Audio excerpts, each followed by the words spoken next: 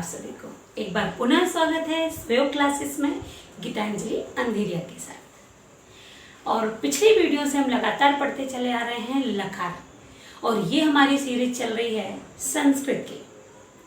संस्कृत की इस श्रृंखला में वर्णमाला, वर्ण परिचय, वर्णों के प्रकार, लिंग, वचन और इन सब से होते हुए फिर हम लकार पर पहुंचे हैं।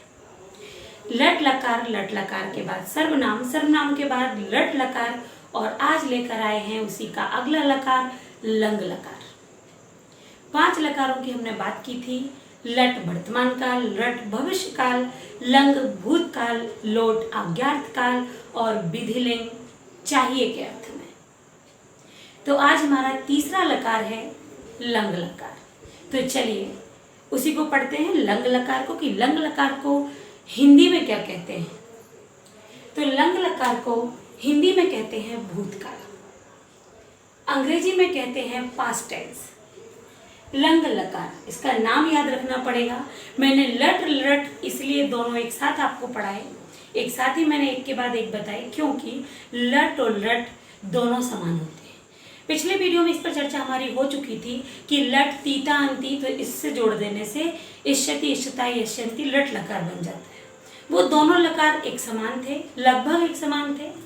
यहाँ से अब लंग लकार शुरू होते हैं, जो कि आगे आने वाले इसके लकारों से भी बहुत कुछ मिलते जुलते हैं। तो लंग लकार को भूतकाल कहते हैं। वैसे ही जैसा हमने पिछले लकारों में देखा कि सभी लकारों में 3 पुरुष होते हैं, 3 वचन होते हैं। प्रथम, मध्यम, उत्तम, एक वचन, द्विवचन, बहुवचन।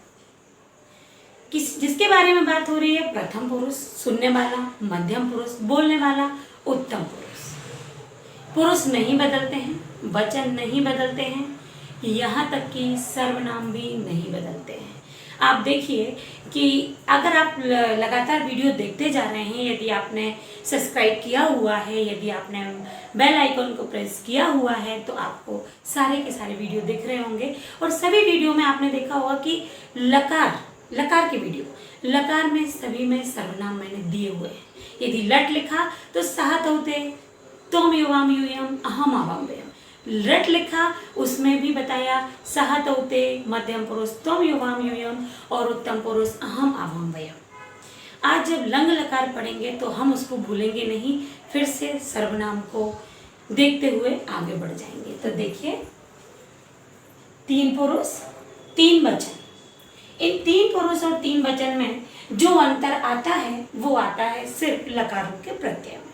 तो आप यहाँ देख सकते हैं, यदि हम प्लस के पीछे वाला देखें, ये प्रत्यय हैं, लकार प्रत्यय, लंग लकार के प्रत्यय। ता, ताम, अन, विसर्ग तम, ता, म, आओ, आम। एक और बात यहाँ पर आप देख रहे हैं कि प्लस के इस तरफ ग्रीन कलर से अ लिखा हुआ है, क्योंकि लंग लकार की पहचान होती है कि धातु के आगे छोटा लग जाता है। इसीलिए इसे इस तरीके से लिखा गया है कि आप चाहें तो इसे ऐसे भी याद कर सकते हैं, अत, अतम, अन, अह, अतम, अत, अम, आओ, आम। तरीका अपना अपना होता है याद करने का, जिस ट्रिक से आपको याद हो पाए। इसलिए कि हम लंग लकार में आ लगा देते हैं, हमें भूतकाल का पता चल जाता है, हो गया, चला गया, काम हो चुका, हो गया था। तो इस तरीके से लंग लकार की सबसे पहली पहचान यही है कि इसमें छोटा लगता है। यदि आपसे कहा जाए कि आप पठत और पठताम, या आप पठत और पठिष्यति, लकार पहचानिए, तो आप पठिष्यति को आराम से पहचान जाओगे, क्योंकि आपको पता है कि इससे लगा है तो लट लकार है। लेकिन आप पठत कौन सा लकार है, तब आपसे पूछा जाएगा कि सिर्फ शब्द के उपसर्ग को, आ को देखकर बताइए कि कौन सा लकार है। तब आपके दिमाग में तुरंत क्लिक होना चाहिए कि छोटा आ लंग लकार के आगे लगता है। तो ये यहाँ के प्रत्यय हैं, ता, ताम, अन, विसर्ग तम, ता, अम, आओ, आम, या अम, व, म। जो मेरा याद करने का तरीका है, तो मैं तो ऐसे ही याद करती हूँ, ता, ताम, अन, विसर्ग तम, ता, अम, व, म। पर आज की जनरेशन, आज के बच्चे कुछ अलग तरीके से भी याद कर लेते हैं। तो इसको अत, अताम, अन भी करके वो लोग याद करते हैं, तो इस तरीके से भी याद कर सकते हैं। इसके ठीक नीचे आपने ब्रैकेट में देखा होगा कि मैंने वापस से सहा, सा, तौ, ते, ता लिखा हुआ है। ये सर्वनाम है। मैंने जैसा कि आपसे बोला था कि सर्वनाम में हर लकार में रखूंगी ही रखूंगी, जिससे आप कहीं पर भी भ्रमित ना हो कि ये सर्वनाम बदल जाते हैं, तो ये नहीं बदलते हैं।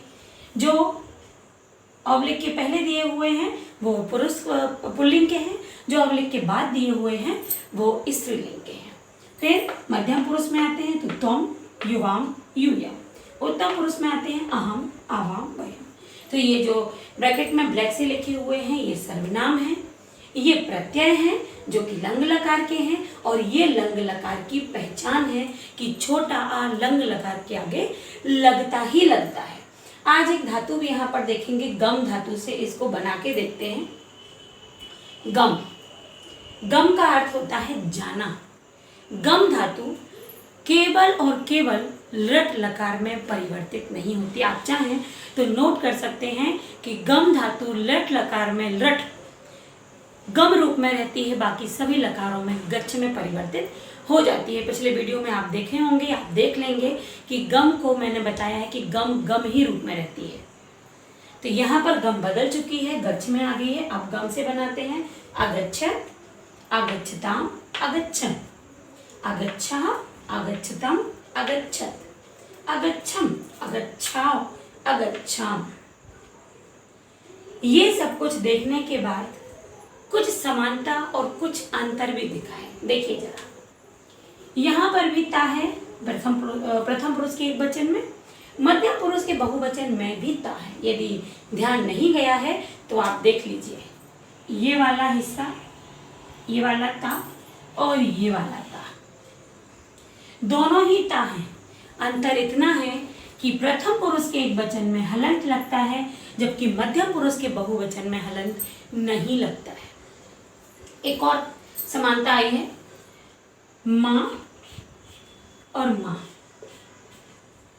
फिर वही देखेंगे, इस माँ में हलंत लगा हुआ है, ये माँ बिना हलंत का है। एक और अंतर है, ये अभी तक जो हमने लट और रट में पढ़ा, हम पढ़ते हैं आमी, आवाह, आमा, या गमिष्यामी, गमिष्यावा, गमिष्यामा।